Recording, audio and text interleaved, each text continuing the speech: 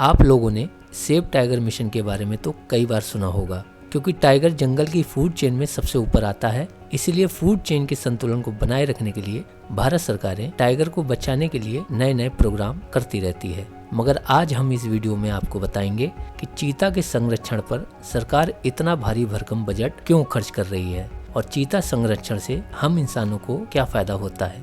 हम सभी जानते हैं कि व्हाट्सएप पर एक मैसेज पढ़ने से लेकर बड़े बड़े कारखानों से कार्बन का उत्सर्जन होता है, जिसके कारण संतुलन बिगड़ रहा है। समुद्र का जल स्तर और पृथ्वी का तापमान लगातार बढ़ता जा रहा है, इसलिए पृथ्वी पर कार्बन का संतुलन बनाना बहुत जरूरी है। आपके दिमाग में ये प्रश्न आ रहा होगा कि कार्बन के संतुलन से चीता संरक्षण का क्या लेना देना, तो ये आपको वीडियो के अंत तक पता चल जाएगा।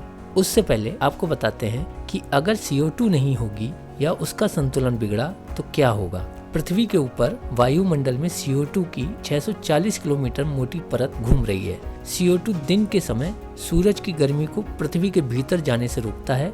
यदि CO2 नहीं होगा तो दिन के समय पृथ्वी का तापमान 100 डिग्री सेल्सियस या इससे भी ज्यादा हो सकता है और सूर्यास्त होते ही पृथ्वी का तापमान तेजी से कम होने लगेगा। ये -100 डिग्री सेल्सियस या इससे अधिक भी कम हो सकता है।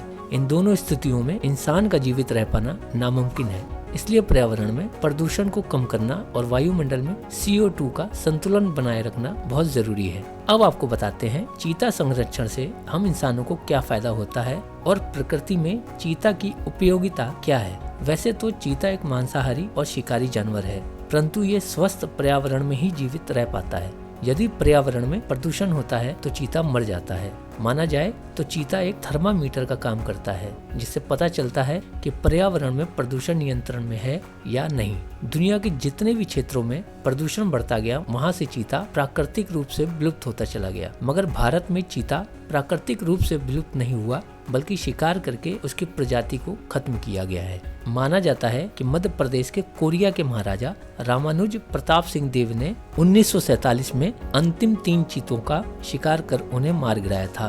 साल 1952 में भारत सरकार ने आधिकारिक रूप से देश से चीतों के विलुप्त होने की घोषणा की थी। अब भारत सरकार भारत में चीता संरक्षण के लिए काम कर रही है, क्योंकि चीता एक इंडिकेटर की तरह काम करता है जो ये बताता है कि यदि वह जीवित है, यानी उस क्षेत्र में पर्यावरण प्रदूषित नहीं है और CO2 संतुलित है। तो उम्मीद करते हैं कि आपको समझ आ गया होगा कि चीता हम इंसानों के लिए कितना फायदेमंद है। अगर ये जानकारी आपको अच्छी लगी हो तो इसे ज्यादा से ज्यादा लोगों तक शेयर कीजिए और ऐसी और भी जानकारी जानने के लिए जुड़े रहिए नॉलेज TV शो के साथ।